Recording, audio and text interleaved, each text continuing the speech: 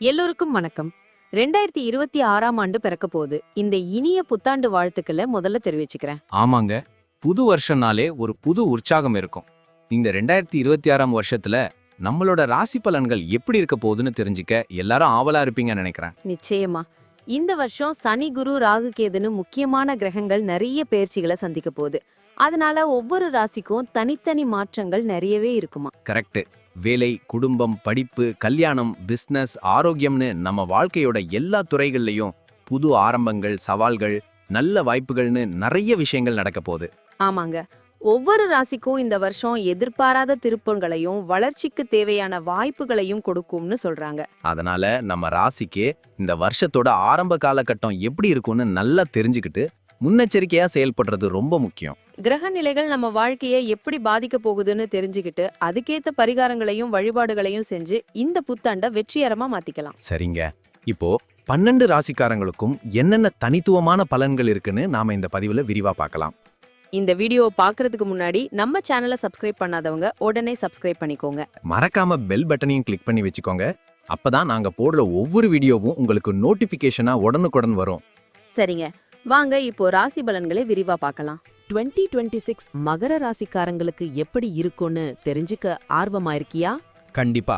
நானும் அத பத்தி தான் யோசிச்சுட்டு இருந்தேன். சொல்லு, எப்படி இருக்கும்னு ஜோதிடர்கள் சொல்றாங்க? பொதுவா இது ஒரு கலவையான வருஷமா இருக்கும்னு சொல்றாங்க. அதாவது நல்லதும் கெட்டதும் கலந்து வரும். முக்கியமா சனி பகவான் ஆண்டோட பிற்பகுதியில ராசி மாறி சில சவால்களை கொடுக்கலாம். அப்படியா? சனீஸ்வரன் பெயர்ச்சினா கொஞ்சம் பயமா இருக்கே. ஆனா குரு பகவான் அருள் இருக்குன்னு சொன்னியே. ஆமா, குருவோட அருளால நிறைய நல்ல பலன்களும் கிடைக்கும்னு சொல்றாங்க.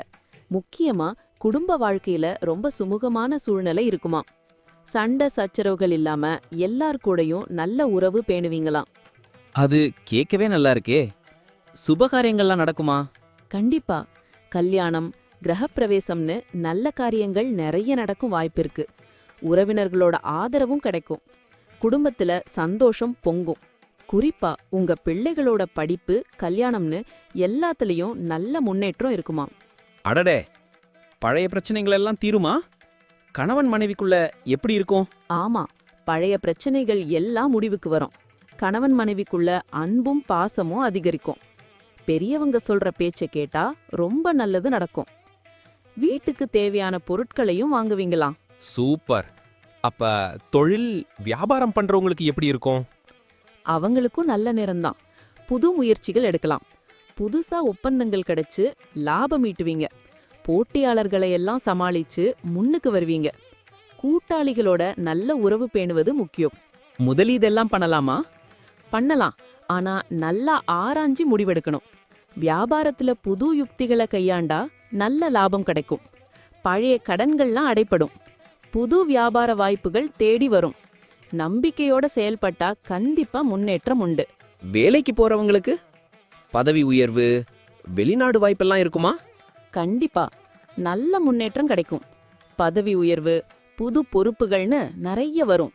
சக ஊழியர்கள், உயர் அதிகாரிகள்னு எல்லார்கிட்டையும் நல்லுறவு இருக்கும். உங்க உழைப்புக்கு கண்டிப்பா அங்கீகாரம் கிடைக்கும். புது வேலை தேடுறவங்களுக்கும் நல்ல வேலை கிடைக்கும். சிலருக்கு வெளிநாடு போற வாய்ப்பும் அமையலாம். வேலைப்பளு அதிகமா இருக்குமா? கொஞ்சம் அதிகமா இருக்கும், ஆனா நீங்க அத திறமையா சமாளிப்பீங்க. உங்க திறமைக்கு நல்ல மதிப்பு கிடைக்கும். நிதிநிலை எப்படி இருக்கும்? பணம் நிறைய வருமா? ஆமா, நிதி நிலையில நல்ல முன்னேற்றம் இருக்கும். வருமானம் அதிகரிக்கும். சேமிப்புகள்ல கவனம் செலுத்துவீங்க. புது முதலீடுகளும் செய்யலாம், ஆனா பார்த்து பண்ணுங்க. பழைய கடன்கள் அடைப்படும்.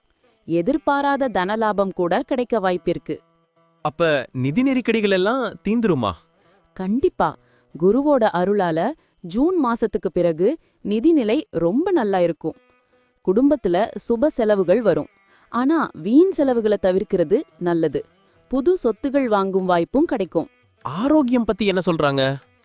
ஆரோக்கியத்துல கொஞ்சம் கவனம் செலுத்தணும். சின்ன சின்ன உடல் உபாதைகள் வரலாம். உணவு பழக்க வழக்கங்கள்ல கவனமா இருக்கணும். உடற்பயிற்சி ரொம்ப முக்கியம். குறிப்பா செரிமான பிரச்சனைகள் வரலாம். மன அழுத்தத்தை குறைக்க ஏதாவது வழி இருக்கா? யோகா, தியானம் மாதிரி விஷயங்களே செய்யலாம். மருத்துவ செலவுகள் கொஞ்சம் அதிகரிக்கலாம். அதனால ஆரோக்கியத்துல ரொம்பவே கவனம் செலுத்தணும். போதிய ஓய்வு எடுத்துக்கணும். தூக்கமின்மை பிரச்சனைகள் வரலாம். குழந்தைகள் பத்தி? அவங்களுக்கு நல்ல முன்னேற்றம் இருக்கும். படிப்புல நல்ல கவனம் செலுத்துவாங்க. திறமைகளை வளர்த்துப்பாங்க. அவங்களோட எதிர்காலத்தை பத்தி கவலையே பட வேண்டாம். நல்ல வழிகாட்டுதல் கொடுத்தா போதும். கல்யாணம் வயசுல இருக்கிறவங்களுக்கு நல்ல வரன்கள் அமையும். அவங்களுக்கு ஆரோக்கியம் எப்படி இருக்கும்? குழந்தைங்களோட ஆரோக்கியத்துல சில பிரச்சனைகள் வரலாம். ஆனா அது சீக்கிரம் சரியாயிடும். குழந்தைங்கனால பெருமைப்படுவீங்க. பயணங்கள் எப்படி இருக்கும்? பயணங்கள் தவிர்க்க முடியாததா இருக்கும். சில சமயம் பயணங்கள்னால அலைச்சல் அதிகரிக்கும். ஆனா சில பயணங்கள் உங்களுக்கு நன்மை பயக்கும். புது இடங்களுக்கு போவீங்க. ஆன்மீக பயணங்களும் இருக்கலாம். நீண்ட தூர பயணங்களை தவிர்க்கலாம். வெளிநாடு போற வாய்ப்பும் சிலருக்கு கிடைக்கும். பயணங்கள்ல கவனமா இருக்கணுமா? ஆமா, பயணங்கள்ல கவனமா இருக்கணும். புது அனுபவங்கள் கிடைக்கும். கிரக நிலைமைகள் பத்தி இன்னும் கொஞ்சம் சொல்றேன். 2026 வருஷம் முழுக்க சனி பகவான் உங்க ராசியோட 3ஆம் வீட்ல சஞ்சரிப்பாராம். அதனால நீங்க எடுக்கிற புது முயற்சிகள்ல வெற்றி கிடைக்கும். ஓ, அப்படியா?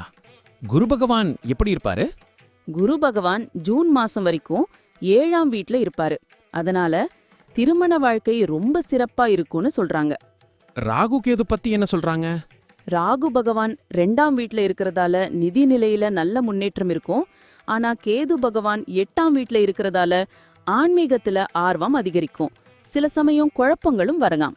அப்ப இந்த கிரக நிலைகளால சவால்கள் இருக்குமா? கண்டிப்பா சில சவால்களை எதிர்கொள்ள வேண்டியிருக்கும். ஆனா குரு பெயர்ச்சிக்கு பிறகு நல்ல மாற்றம் உண்டாகும்னு சொல்றாங்க. மொத்தத்துல இந்த வருஷம் எப்படி இருக்கும்? மொத்தத்துல 2026 மகர ராசிக்காரங்களுக்கு நிறைய நன்மைகளை தரக்கூடிய வருஷமா இருக்கும். சவால்களை சந்திக்க வேண்டி இருந்தாலும் உங்க விடாமுயற்சியும் நேர்மறை சிந்தனையும் உங்களுக்கு வெற்றியை தேடித்தரும்.